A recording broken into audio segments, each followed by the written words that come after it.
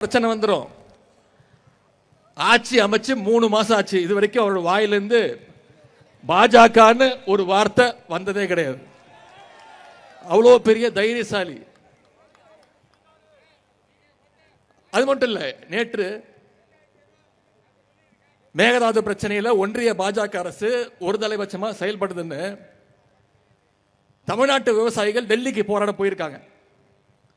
நம்முடைய விவசாயிகளை மகாராஷ்டிரா காவல்துறை பாதியில் வழிமறிச்சு, நாக்பூர்ல ரயில வழிமறிச்சு பாதியில் அவங்களை இறக்கி விட்டு மீண்டும் தமிழ்நாட்டுக்கு போக சொல்லிட்டாங்க. இதை கண்டிச்சு நம்முடைய தலைவர் அவர்கள் அறிக்கை விட்டாங்க. அனைத்து எதிர்கட்சிகளும் அறிக்கை விட்டோம். இதை பத்தி முதலமைச்சர் வாய் திறக்கல. ஏன்? மகாராஷ்டிரா நடக்கிறது பாஜக ஆட்சி. அவங்களை எதிர்த்து பேசுறதுக்கோ இங்க இருக்கக்கூடிய முதலமைச்சருக்கு துப்பு இல்லை, திராணி இல்லை. அந்த அளவுக்கு விவசாயிகளுடைய உரிமையை விட முதலமைச்சருக்கு அவருடைய சுயநலம், ஆட்சி எப்படியாவது காப்பாத்திக்கணுங்கிற அந்த சுயநலம் மிக மிக முக்கியம். இப்போ ஒட்டுமொத்த விவசாயிகளும் இந்த அரசுக்கு எதிராக திரும்பினதும் ஒரு டிராமா ஆடினார். 2 நாட்களா கர்நாடகாவுக்கு போக போறேன் அப்படின்னு ரீல் விட்டாரு. அனைவரும் சொன்னோம், நம்முடைய தலைவர் சொன்னார், தயவு செய்து கர்நாடகத்துக்கு போகாதீங்க, இது மிகப்பெரிய சட்ட போராட்டம் நடந்துகிட்டு இருக்கு, பல்வேறு ஆண்டுகள் நடந்துகிட்டு இருக்கு, அரை நூற்றாண்டு கால போராட்டம்.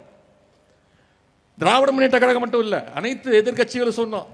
அவங்களுடைய கூட்டணி கட்சியே சொன்னாங்க கர்நாடகாவுக்கு போக தேவையில்லைன்னு. அதெல்லாம் அவர் கேட்கல. ஆனா கர்நாடக முதலமைச்சர் சொல்லிட்டாரு, தயவு செய்து இந்த பக்கம் வந்துடாதீங்க, உங்களுக்கு ஒரு சொட்டு தண்ணீர் கூட கொடுக்க முடியாதுன்னு கர்நாடக முதலமைச்சர் சொன்னதுக்கு பிறகுதான் இவரு கர்நாடக முதலமைச்சரை பார்க்கறது இருக்கட்டும், முதல்ல நம்ம ஊர் விவசாயிகளை உங்களை பார்த்தாரா? உங்களுடைய கோரிக்கைகளை கேட்டாரா? முதல்ல என்ன பண்ணிருக்கணும், நம்முடைய விவசாயிகளை வர சொல்லி அவங்களுடைய கோரிக்கைகளுக்கு செவிமடுத்திருக்கணும். அதை இந்த முதலமைச்சர் செய்யல. அரசு தான் எங்களை கூப்பிடல, கேட்கல, நாங்களே வந்து முதலமைச்சரை வந்து பார்த்து பேசுறோம்னு விவசாயிகள் கோட்டை நோக்கி போனாங்க. ஆனா அந்த விவசாயிகளையும் குண்டு கட்ட கைது பண்ணி அரசு தான் இந்த குதிரை பேர அரசு. அந்த அளவுக்கு விவசாயிகள் மேல இந்த முதலமைச்சருக்கு ஒரு வன்மம். முதலமைச்சர் தான் இப்படின்னா, நீர்வளத்துறைக்கு ஒரு அமைச்சர் இருக்கிறார். இப்படி ஒரு அமைச்சர் நீங்க பார்த்திருக்கவே முடியாது. பத்திரிகையாளர் பார்த்தாலே திருட மாதிரி ஓடுறாரு, தலை தெரிச்சு ஓடுறாரு, எந்த கேள்விக்கும் பதில் கிடையாது. வேளாண் துறை அமைச்சர் அப்படின்னு ஒருத்தர் இருக்கிறாரு. என்ன தெரியுமா பண்ணிட்டு இருக்கிறாரு இன்னைக்கு வேளாண் துறை அமைச்சர்? வேளாண் பட்ஜெட்டை தூக்கிட்டு போய் திருப்பதிக்கு போய் பூஜை போட்டு கொண்டு வந்துட்டு இருக்கிறார். இதுதான் இன்னைக்கு இந்த அரசுடைய லட்சணம், இங்க இருக்கக்கூடிய அமைச்சர்களுடைய லட்சணம். எந்த மாதிரி அமைச்சர்கள் அமைஞ்சிருக்கிறாங்க? திருட்டு லாட்டரி விற்கிற ஒரு அமைச்சர், திருட்டு விசிடி வித்த ஒரு அமைச்சர், பிளாக்ல டிக்கெட் விற்கிற ஒரு அமைச்சர், உருட்டு கட்டையிலோட சுத்திட்டு இருக்கிற ஒரு அமைச்சர், எல்லாத்துக்கும் மேல போதை பவுடர் அமைச்சர். இப்படி மொத்த கேபினெட்டுமே ஒரு ஜோக்கர் கூட்டமாக இன்னைக்கு தமிழ்நாட்டில் அமைஞ்சிருக்கு. இந்த ஆட்சியில முதலமைச்சர் ரீல்ஸ் போடுறாரு, அமைச்சர்கள் ரீல்ஸ் போடுறாங்க, சட்டமன்ற உறுப்பினர்கள் ஸ்கூலு, ஹாஸ்பிட்டலு, ஏன் பாத்ரூம் டாய்லெட் கூட விட்டு வைக்கிறது இல்லை, உள்ள போய் ரீல்ஸ் போட்டுக்கிட்டு இருக்கிறாங்க. 2 நாளா நீ பார்த்துருப்பீங்க, 2 அமைச்சர்கள் அவங்களுடைய மாவட்டத்தில் இருக்கக்கூடிய பள்ளிகளுக்கு போய் அங்க இருக்கக்கூடிய குழந்தைங்கள்லாம் வெளில வர சொல்லி அவங்களுடைய கட்சி பேரை கோஷம் போட சொல்லி அதை ரீல்ஸ் எடுத்து போட்டுக்கிட்டு இருக்காங்க. இதை மாதிரி ஒரு கேடு கெட்ட ஒரு ஆட்சியே தமிழ்நாடு இதுவரைக்கும் பார்த்ததே கிடையாது. சென்ற மாதம் தொலைக்காட்சி செய்திகள் நீங்க பார்த்திருப்பீங்க, தென்காசி பக்கத்தில் ஒரு நெல் கொள்முதல் நிலையத்தில் நெல் மூட்டைகள்லாம் தீப்பிடிச்சு எரிஞ்சிட்டு இருக்கு. அங்க போன தாவேகாவுடைய ஆளுங்கட்சியுடைய ஒரு மாவட்ட செயலாளர் என்ன தெரியுமா பண்றாரு? 4 கேமரா எடுத்துட்டு போய் செட் பண்ணி அதை படம் பிடிச்சு பேக்ரவுண்ட் மியூசிக் போட்டு அதை எடுத்து ரீல்ஸ் போடுறாரு. இப்படி ஒரு ரீல்ஸ் போடுற ஒரு அரசை தமிழ்நாடு இல்லை, இந்தியாவே இது வரைக்கும் பார்த்தது கிடையாது. அமைச்சர்கள் மட்டும் இல்ல, அமைச்சருடைய சொந்தக்காரங்க அண்ணன் தம்பிலாம் ஆய்வுக்கு போறான்.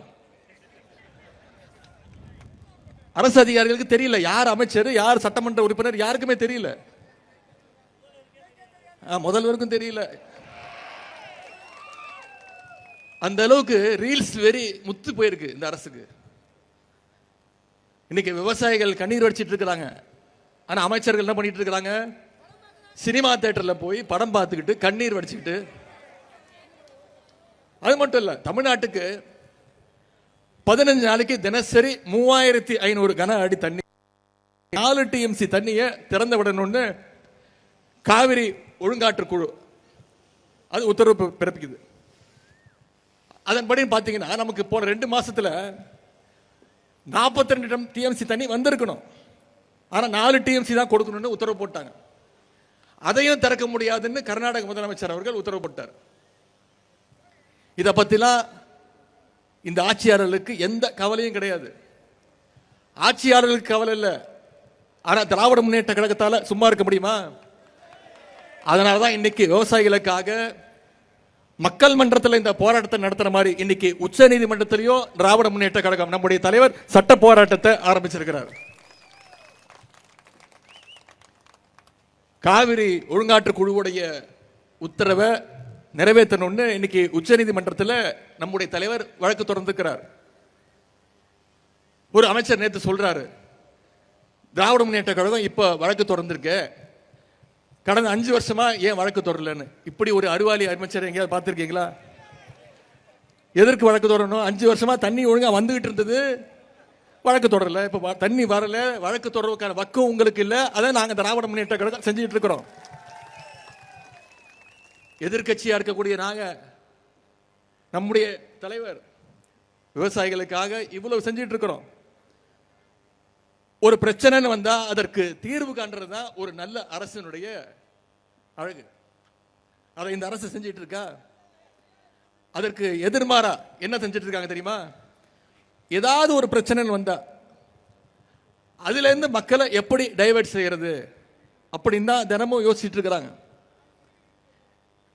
தினமும் 4 மணிக்கு ஏதாவது ஒரு ரீல்ஸ், தினமும் திசை திருப்புற வேலையை முதலமைச்சர் செஞ்சிட்டு இருக்கிறாரு. 2 நாட்களுக்கு முன்பு இந்த காவிரி பிரச்சனை எல்லாரும் பேசிட்டு இருக்கு, ஒட்டுமொத்த தமிழ்நாடு கொந்தளிச்சிட்டு இருக்கு. முதலமைச்சர் என்ன பண்றாரு? நம்ம தலைவர் ஆட்சியில நாம கட்டின 101 அடி மெட்ரோ ரயில் பாலத்தை இவர் போய் ஆய்வு பண்றாரு. அப்புறம் நம்ம தலைவர் கொண்டு வந்த சென்னை மெட்ரோ ட்ரெயின்ல போய் இவர் டிராவல் பண்ணி ரீல்ஸ் போடுறாரு. இன்னைக்கு இதே மாதிரி நம்ம ஆர்ப்பாட்டம் இன்னைக்கு இருக்குன்னு தெரிஞ்சோன்ன இதை டைவர்ட் பண்றதுக்கு, இந்த ஆர்ப்பாட்டத்தை டைவர்ட் பண்ணணுங்கிறதுக்காக காஞ்சிபுரத்தில் சிப்காட்டுக்கு ஆய்வுக்கு போறாரு. அதுவும் பார்த்தீங்கன்னா நம்ம தலைவர் ஆட்சியில் நம்ம கொண்டு வந்த செயின்ட் கோபேன் கம்பெனியில் தொழிற்சாலையில் போய் ஆய்வு பண்றாரு. ஆய்வு பண்றவர் சொந்தமா ஒரு திட்டத்தை கொண்டு வந்து அதை செயல்படுத்தி அதை ஆய்வு பண்ணாருன்னா அது நல்லது, அழகா இருக்கும், பார்க்கறதுக்கு நல்லா இருக்கும். ஆனா தொடர்ந்து நாம முதலமைச்சரா, நம்முடைய தலைவர் முதலமைச்சரா இருந்தப்போ என்னென்னலாம் தொடங்கி வச்சாங்களோ அந்த திட்டங்களை எல்லாம் தொடர்ந்து ஆய்வு பண்ணிட்டு இருக்கிறாரு. நான் கூட ஒரு மீன் பார்த்தேன், இவர் மெட்ரோ ட்ரெயினில் போய் ஆய்வு பண்ணி இருக்கிறாரு. அப்புறம் 101 அடி மேல அந்த மெட்ரோ ட்ரெயினில் போய் ஆய்வு பண்ணும்போது பார்க்குறாரு சென்னை முழுக்க அத்தனை திட்டங்கள் தெரியுது. அவர் மைண்ட் வாய்ஸ், ஏன்பா எனக்கு ஓட்டு போட்டீங்க, இவ்வளவு பண்ணி வச்சிருக்கிறாங்க தமிழ்நாட்டுக்கு சென்னைக்கு அப்படின்னு ஒரு மீன் பார்த்தேன். இன்னும் முதலமைச்சருக்கு புரியுற மாதிரி சொல்லணும்னா, ஊரா வீட்டு நெய்ல அவர் வீட்டுக்கு இன்னைக்கு ஸ்வீட் செஞ்சிட்டு இருக்கிறார். அவர் பாஷையில சொன்னதான் அவருக்கு புரியும். அவர் பாஷை என்னன்னு உங்களுக்கு புரியும். டேஷ் முதலமைச்சர் இன்னைக்கு இந்தியா முழுக்க பேசுது. இப்படி ஒரு முதலமைச்சர் நாங்க பார்த்ததே இல்லப்பா. வாயில நல்லா வந்துடும், எதுக்கு எடுத்தாலும் கொத்து பரோட்டா போடுவேன். தேர்தல் பிரச்சாரத்தில் பேசும்பொழுது என்ன சொன்னாரு? அடுத்த ஜென்மம்னு ஒன்று இருந்தா விவசாயியா பிறக்கணும் அப்படின்னு சொன்னாரா இல்லையா? சரி, இது நான் கேட்குறேன், இதுக்கு எதுக்கு அடுத்த ஜென்மம் வரைக்கும் வெயிட் பண்ணணும்? வாங்க, இந்த ஜென்மத்திலே வந்து விவசாயம் பண்ணலாமே. யார் எப்போ வேற நினைச்சாலும் விவசாயம் பண்ணலாம். நான் சொல்றேன், மே 10ஆம் தேதியிலேருந்து இந்த தரங்கெட்ட ஆட்சி அமைஞ்சதிலிருந்து அதிக ஏமாற்றங்களை சந்திச்சிட்டு இருக்கிறது நம்முடைய விவசாய பெருங்குடி மக்கள் தான்.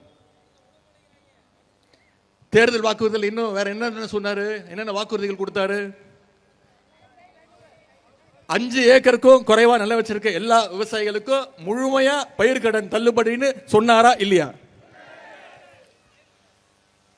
ஆனா ஆட்சிக்கு வந்தோன்னு என்ன சொன்னாரு? 50,000 ரூபாய்க்குள்ள கடன் வாங்கி இருந்தா மட்டும்தான் பயிர்க்கடன் தள்ளுபடின்னு சொன்னார். உடனே நம்முடைய தலைவர் அவர்கள் எதிர்ப்பு தெரிவிச்சார். அனைத்து விவசாய சங்கங்களும் எதிர்ப்பு தெரிவிச்சது. உடனே மாத்தினாங்க. 50,000 75,000 ரூபாய் அப்படின்னு மாத்தினாங்க. ஆனா இப்போ என்ன நடந்துட்டு இருக்கு தெரியுமா? வெறும் 35,000 ரூபாய் மேல யாருக்கும் கடன் தள்ளுபடி இல்லை அப்படின்னு அறிவிச்சிருக்கிறாங்க. வாக்குறுதியில சொன்னது ஒண்ணு, அறிவிப்புல சொன்னது வேற ஒண்ணு, ஆனா செயல்படுத்துறது இன்னொன்னு. இப்படி வாக்குறுதிகள் எதையுமே நிறைவேற்ற முடியாம வாயில வட சொல்ற ஆட்சி தான் இன்று அமைஞ்சிருக்கக்கூடிய இந்த தாவேகாவுடைய அரசு. இதுவே 2006 கழக ஆட்சி அமைஞ்சப்போ நம்முடைய முத்தமிழ் டாக்டர் கலைஞர் அவர்கள் தான் சொன்னபடி 7,000 கோடி ரூபாய் அளவுக்கு விவசாய கடனை தள்ளுபடி செஞ்சாங்க. அது எப்படி செஞ்சாரு? அவர் முதலமைச்சரா பதவி இருக்கிற அந்த மேடையிலேயே கோப்புகளை கொண்டு வந்து அங்கேயே கையெழுத்து போட்டார். சென்ற ஆட்சியில் நம்ம தலைவர் 12,000 கோடி ரூபாய் அளவுக்கு பயிர்க்கடன் தள்ளுபடியை நம்முடைய தலைவர் செஞ்சார். இந்த சூழ்நிலையில் தான் இன்னைக்கு முழு பயிர்க்கடனையும் ரத்து பண்ணணும்னு விவசாயிகள் தொடர்ந்து போராட்டத்தை அறிவிச்சிங்க. ஆனா சட்டசபையில் பேசின முதலமைச்சர் என்ன தெரியுமா சொன்னாரு? திமுகவுடைய தூண்டுதலால இன்னைக்கு விவசாயிகள் போராட்டத்தில் இறங்கியிருக்காங்கன்னு உங்களுடைய போராட்டத்தை கொச்சப்படுத்தினவர் இன்றைய முதலமைச்சர் அவர்கள். கழக ஆட்சி நடந்தப்போ மேகதாது அணையை கட்ட விடாம நாம தடுத்தோம், கர்நாடகாவை தடுத்தோம்.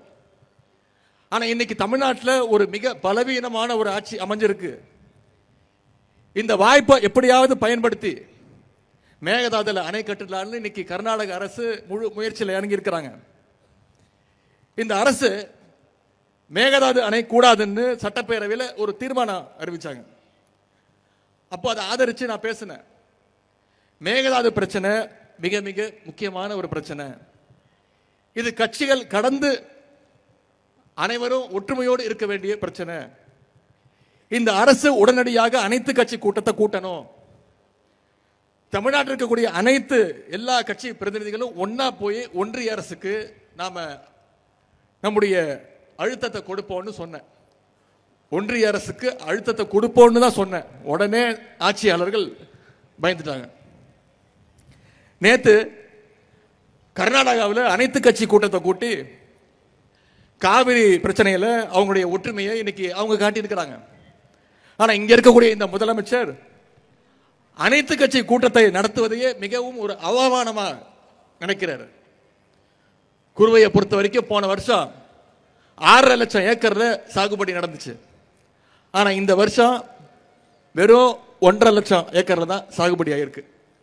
கிட்டத்தட்ட 14 லட்சம் விவசாயிகள் இதனால பாதிக்கப்பட்டிருக்கிறாங்க. சுமார் 2,500 கோடி ரூபாய் அளவுக்கு விவசாயிகளுக்கு இன்னைக்கு இழப்பு ஏற்பட்டிருக்கு. ஆகவேதான் ஏக்கருக்கு 25,000 ரூபாய் நிவாரணம் கொடுங்க, பயிர் காப்பீட்டுக்கான பிரீமியமை அரசே செலுத்த வேண்டும், சம்பா சாகுபடிக்கு விதை, உரம், பூச்சிக்கொல்லி இதையெல்லாம் மானியமாக அரசு கொடுக்க வேண்டும் அப்படின்னு நம்முடைய தலைவர் அவர்கள் அரசுக்கு கோரிக்கை வச்சாங்க. ஆனா இந்த கோரிக்கையையும் ஏற்க இந்த அரசு தயாராக இல்லை. அதனாலதான் இன்னைக்கு வீதிக்கு வந்து நாம போராடிட்டு இருக்கிறோம். நாம இவங்கிட்ட கேட்டுக்கொள்வதெல்லாம் தேர்தல் அறிக்கையில சொன்னபடி முழு பயிர்க்கடனையும் தள்ளுபடி செய்யணும், மேகதாது அணை கட்டுறதை தடுத்து நிப்பாட்டி ஆக வேண்டும், வறட்சியால் பாதிக்கப்பட்டுள்ள விவசாயிகளுக்கு உரிய நிவாரண தொகையை செலுத்த வேண்டும். அதற்கு மிக மிக முக்கியமாக இந்த டெல்டா மாவட்டங்களை வறட்சி பாதித்த மாவட்டமாக அறிவித்தாக வேண்டும்னு நம்முடைய கோரிக்கையை இந்த அரசுக்கு நினைவுபடுத்த வருகின்றோம். விவசாயிகள் தொடர்பான இந்த பிரச்சனைகள் எல்லாம் வர்ற சட்டமன்ற கூட்டத்தொடரில் 2 நாள் ஆரம்பிக்குது, 5ஆம் தேதி ஆரம்பிக்குது. சும்மா விட மாட்டோம். வர்ற சட்டமன்ற கூட்டத்தொடரில் திராவிட முன்னேற்ற கழகம் நிச்சயம் இந்த பிரச்சனையை எழுப்போம். சட்டமன்றம், நீதிமன்றம், மக்கள் மன்றம்னு அனைத்து இடங்கள்லையும் விவசாயிகள் உங்களுக்கான ஆதரவாக, உங்களுடைய குரலாக திராவிட முன்னேற்ற கழகம் என்றைக்கும் ஒலிக்கும். டெல்டா விவசாயிகளுக்கும் திராவிட முன்னேற்ற கழகம் என்னைக்கும் பக்கபலமாக இருக்கும். காவிரி பிரச்சனையில் தமிழ்நாட்டுடைய உரிமையை என்றைக்கோ நிலைநாட்டுவோம்னு சொல்லி இந்த சிறப்பான வாய்ப்பை ஏற்படுத்தி கொடுத்த நம்முடைய முதன்மை செயலாளருக்கும், கழக தலைவர் அவர்களுக்கும், மாவட்ட கழக செயலாளர்களுக்கும், நிகழ்ச்சியில் பங்கேற்ற அனைத்து விவசாய பெருங்குடி மக்களுக்கும், உங்க அத்தனை பேருக்கும் என்னுடைய நன்றியை தெரிவித்து வாய்ப்புக்கு நன்றி கூறி விடைபெறுகின்றேன். நன்றி, வணக்கம்.